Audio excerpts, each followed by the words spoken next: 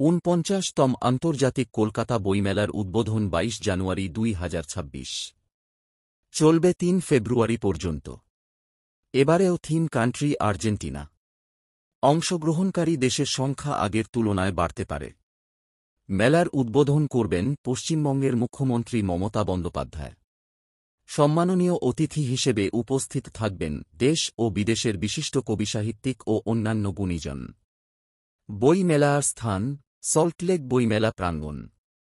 গিল্ডের পক্ষ থেকে জানানো হয়েছে, ২০২৫ সালের বইমেলায় এসেছিলেন ২৭ লক্ষ বইপ্রেমী। বই বিক্রির পরিমাণ ২৩ কোটি টাকা।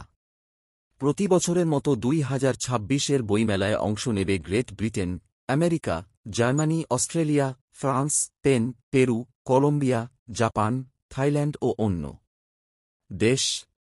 আলোচনা চলছে আরও কিছু দেশের সঙ্গে। ফলে অন্যান্য বছরের তুলনায় ২০২৬-এ আরও বেশি সংখ্যক দেশ অংশ নিতে পারে।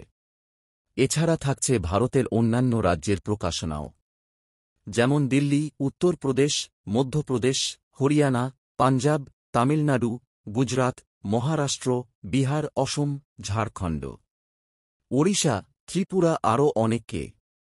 যথারীতি থাকবে little magazine pavilion, children's pavilion ইত্যাদি। আন্তর্জাতিক কলকাতা বইমেলার অন্যতম আকর্ষণ কলকাতা লিটারেচার ফেস্টিভ্যাল অনুষ্ঠিত হবে ২৪ এবং ২৫ জানুয়ারি। বইমেলার সুবর্ণজয়ন্তী। এই উপলক্ষে গিল্ডের পক্ষ থেকে বিশেষ উদ্যোগ নেওয়া হয়েছে।